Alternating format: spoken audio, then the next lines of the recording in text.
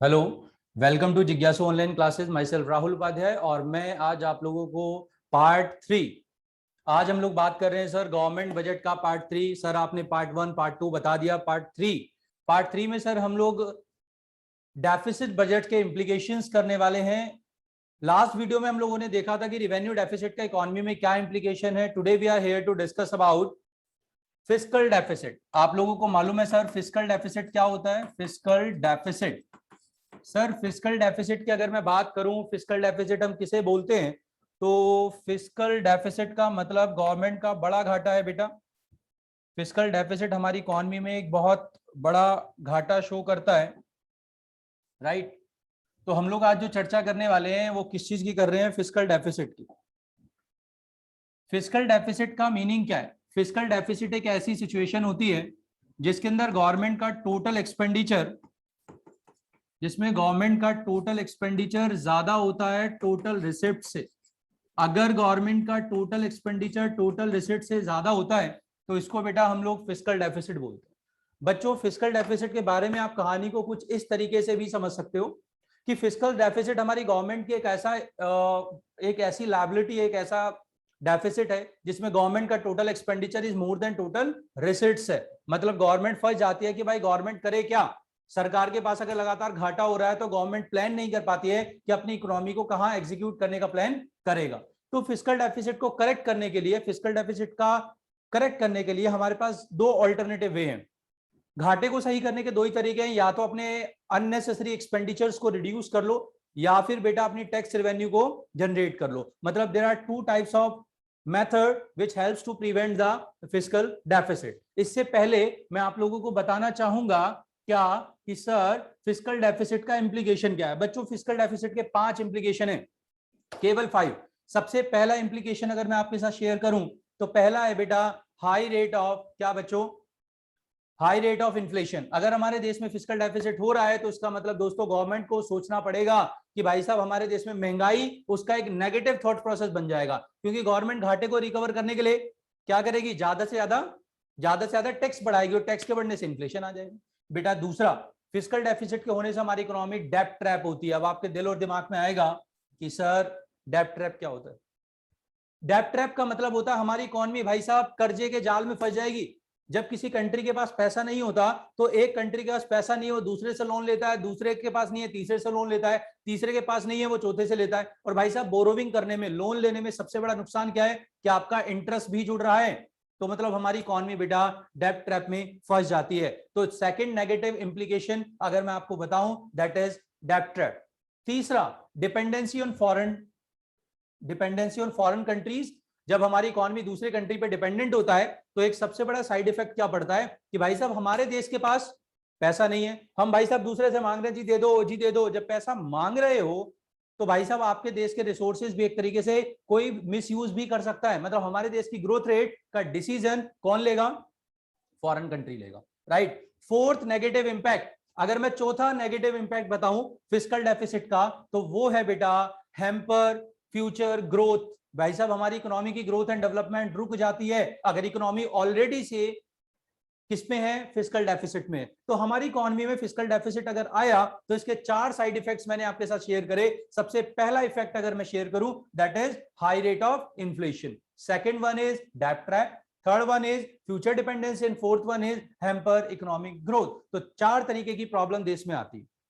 आप कहेंगे सर आपने फिस्कल डेफिसिट के बारे में तो बता दिया, फिस्कल डेफिसिट क्लियर हो गया, हमारी इकोनॉमी में सर बजट बनाने का पर्पस क्या है? आखिर हमारी गवर्नमेंट बजट को बनाती क्यों है? बहुत वन मार्क के क्वेश्चन यहां से पूछे जाएंगे और बहुत इंपॉर्टेंट टॉपिक है। सर गवर्नमेंट बजट बनाने का उद्देश्य क्या है? गवर्नमेंट बजट को बनाने के बच्चों बहुत सारे ऑब्जेक्टिव्स है, उसमें से कुछ बता रहा हूं। सबसे पहला, मेरे वर्ड्स को ध्यान से सुनिएगा, पहला पॉइंट मैंने बोला रीएलोकेशन ऑफ रिसोर्सेज। दिमाग में आई होगी, घंटी बजी होगी, सर रीएलोकेशन ऑफ रिसोर्स मतलब? मेरे भाई रीएलोकेशन ऑफ रिसोर्स का मतलब होता है कि गवर्नमेंट कहती है भाई अगर रिसोर्स बांटेंगे ना तो रिसोर्स कहां यूज हो रहा है हम उसको देखकर अपनी पॉलिसी डिसाइड करेंगे। अगर रिसोर्स का इस्तेमाल प्रॉफिट मैक्सिमाइजेशन के लिए होगा तो गवर्नमेंट टैक्स लगाती है, अगर रिसोर्स का इस्तेमाल सोशल वेलफेयर के लिए होगा तो गवर्नमेंट सब्सिडी देती है। मतलब गवर्नमेंट रिसोर्स के डिस्ट्रीब्यूशन से पहले अपनी पॉलिसी बनाती है, अपने रूल्स बनाती है, उसी को कहा जाता है रीएलोकेशन ऑफ रिसोर्सेज। रिसोर्स के यूटिलाइजेशन से पहले गवर्नमेंट जो पॉलिसी बनाती है वो अपनी बजटरी पॉलिसी की हेल्प से क्रिएट करती है। सेकंड सर, गवर्नमेंट बजट का सेकंड ऑब्जेक्टिव होता है reduce inequality of income and wealth. मेरे दोस्तों, आप जानते हो देश में, हमारे देश में लोगों के पास इनकम का लेवल एक जैसा नहीं है। कोई बंदा जैगवार ओडी बीएमडब्ल्यू में घूम रहा है, और कोई बंदा मारुति स्विफ्ट में घूम रहा है, और कोई बंदा साइकिल पे, और कोई बंदा पैदल। ऐसा क्यों? क्योंकि हमारे देश में लोगों की इनकम एक जैसी नहीं है। जब देश में लोगों के पास पैसा ही नहीं है भाई एक जैसा, तो खर्चा भी एक जैसा नहीं करेंगे। जिसके पास ज्यादा पैसा वो ज्यादा खर्च करेगा, जिसके पास कम है वो कम खर्चा करेगा। तो गवर्नमेंट कहती है यार ये तो लोचा है, इस लोचे को सही कैसे करें? गवर्नमेंट ने कहा रिच पीपल पे टैक्स पेल दे भाई, रिच पीपल पे टैक्स लगा और गरीब को तू सब्सिडी दे, ताकि दोनों के जो डिफरेंसेस हैं वो धीरे धीरे कम हो जाए। और डिफरेंसेस कम होने का सीधा फायदा इकोनॉमी के लिए है, क्योंकि इकोनॉमी की ग्रोथ रेट बढ़ सकती है। तो गवर्नमेंट ने अपना सेकंड बजट जो देखा, सेकंड बजट का जो मेजर मोटो था that is reduce inequality of income and wealth. तीसरा ऑब्जेक्टिव बच्चों बहुत ही इंपॉर्टेंट, आपके दिमाग में आएगा सर ऐसा क्या है? भाई साहब, गवर्नमेंट बजट इसलिए भी बनाते हैं क्योंकि गवर्नमेंट बजट इसलिए भी बनता है क्योंकि देश में बेटा बहुत प्रॉब्लम्स आती है। कई बार इन्फ्लेशन, कई बार डिफ्लेशन, कभी देश में पैसा ज्यादा, कभी मनी सप्लाई हाई, कभी मनी सप्लाई लो।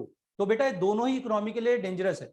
तो इन दोनों प्रॉब्लम को सॉल्व करने के लिए गवर्नमेंट ने अपने कुछ मैकेनिज्म बनाए। अगर कंट्री में इन्फ्लेशन है, अगर कंट्री में क्या है, इन्फ्लेशन है, मतलब मनी सप्लाई ज्यादा है, तो इसको कंट्रोल करने के लिए गवर्नमेंट अपनी फिस्कल पॉलिसी यूज करता है। भाई साहब, वो टैक्स रेट को क्या कर देगा? बढ़ा देगा। वो गवर्नमेंट स्पेंडिंग को कम कर देगा। वो क्या करेगा? वो एक चीज और होती है डेफिसिट फाइनेंसिंग, मतलब प्रिंटिंग ऑफ न्यू करेंसी, बेटा उसको भी क्या कर देगा? कम कर देगा। मतलब बेटा वो अपनी फिस्कल पॉलिसी को यूज करके इन्फ्लेशन जैसी भयावह सिचुएशन को कंट्रोल कर सकता है। मतलब अगर हमारे देश में दोस्तों इन्फ्लेशन है, महंगाई है, तो महंगाई की पूंछ पकड़कर नीचे की जा सकती है due to use of fiscal policy which made through the government budget, right? आप कहेंगे सर इन्फ्लेशन तो हो गया, डिफ्लेशन? अरे मेरे भाई, डिफ्लेशन में उल्टा कर दे। डिफ्लेशन का मतलब है मनी सप्लाई का कम होना, और मनी सप्लाई अगर तुझे बढ़ाना है तो टैक्स रेट को कम कर दे, गवर्नमेंट स्पेंडिंग बढ़ा दे, डेफिसिट फाइनेंसिंग बढ़ा दो, जिससे हमारा पैसा बढ़ेगा। मतलब आपको सिंपल सी मेरी स्टोरी समझ आनी चाहिए कि सर इन्फ्लेशन के लिए फिस्कल पॉलिसी को यूज करना है, और डिफ्लेशन के लिए फिस्कल पॉलिसी में, पॉलिसीज में कॉन्ट्रैक्शन नहीं एक्सपेंशन लाना है। ठीक है सर, तीन ऑब्जेक्टिव्स आपने कर दिए। Objective number 4 that is management of public enterprises. आपके दिल और दिमाग में एक बात आनी चाहिए, जो हमारी गवर्नमेंट कंपनीज होती हैं, जो पब्लिक सेक्टर कंपनीज होता है, उसका मेजर मोटो सोशल ऑब्जेक्टिव होता है, as you know.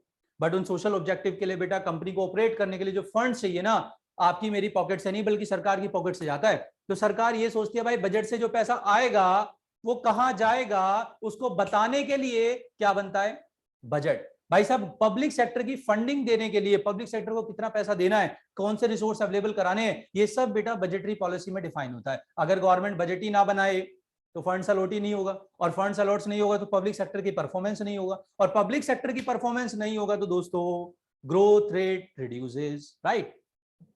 Government budget का अगला ऑब्जेक्टिव जो कि बहुत ही महत्वपूर्ण है, गवर्नमेंट बजट का अगला ऑब्जेक्टिव होता है बेटा, क्या होता है अगला ऑब्जेक्टिव? आपको पता होना चाहिए, that is reduce poverty and unemployment. भाई साहब, हमारा हिंदुस्तान देश बहुत ही अच्छा देश है, और बहुत ज्यादा तादाद में यहाँ पे गरीबी है, बहुत ज्यादा तादाद में यहाँ बेरोजगारी है। तो हमारे देश की सरकार को क्या करना है? अपने देश की सरकार को बेटा पॉवर्टी एंड अनएम्प्लॉयमेंट को कम करना है। इसलिए आपने देखा होगा गवर्नमेंट बहुत सारे पॉवर्टी एलिमिनेशन प्रोग्राम चलाती है, बहुत सारे मिनिमम नीड प्रोग्राम चलाती है, बहुत सारी जीडीपी को बढ़ाने के एक्सपेंसेस करती है, ताकि देश के अंदर पॉवर्टी और अनएम्प्लॉयमेंट कम हो जाए। मतलब गवर्नमेंट बजट के इन शॉर्ट बोलूं तो 5 मेन उद्देश्य है, 5 मेन ऑब्जेक्टिव है भाई लोगों।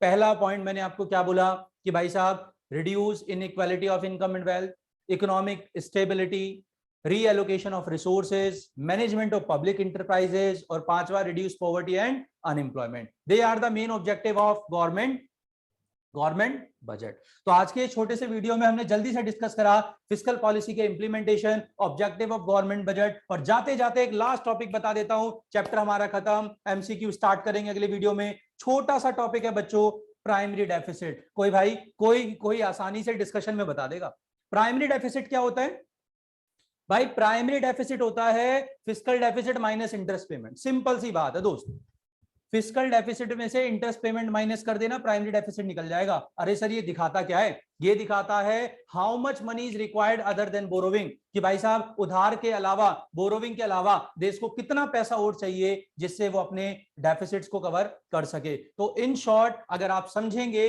तो मैंने आपको 3 तरीके के डेफिसिट पढ़ाए हैं, revenue, fiscal, primary, then objective of government budget. बच्चों नेक्स्ट वीडियो में हम लोग एमसीक्यू लाने वाले हैं, सभी बच्चे ध्यान देना भाई। टर्म 1 2021-22 जो भाई साहब 2021-22 सीबीएसई का पेपर देने वाले हैं उन सब के लिए इंपॉर्टेंट अनाउंसमेंट है। नेक्स्ट क्लास में, नेक्स्ट वीडियो में मैं आप लोगों के लिए एमसीक्यू गवर्नमेंट बजट लेकर आऊंगा। और अगर आप लोगों ने गवर्नमेंट बजट के एमसीक्यू कवर कर लिए और पार्ट 1, पार्ट 2, पार्ट 3 तीनों देखा, तो आपके बहुत हद तक चैप्टर का जो भी स्कोप है, जो भी कॉन्सेप्ट्स हैं, वो कवर हो जाएंगे। राइट तो नेक्स्ट वीडियो में हम लोग मिलने वाले हैं एमसीक्यू के साथ। आप लोग स्टे ट्यून, आप अपने ज्यादा से ज्यादा चैप्टर्स में अच्छे अच्छे क्वेश्चंस अगर आपके माइंड में आ रहे हैं, किसी बुक से रिलेटेड कोई क्वेश्चन आप पढ़ रहे हैं और आपको समझ नहीं आ रहा है, तो आप चैनल में अपने क्वेश्चंस को रेज कर सकते हैं, आप कमेंट कर सकते हैं, सो दैट आपके सारे क्वेरी को रिजॉल्व किया जा सके। थैंक यू सो मच बच्चों।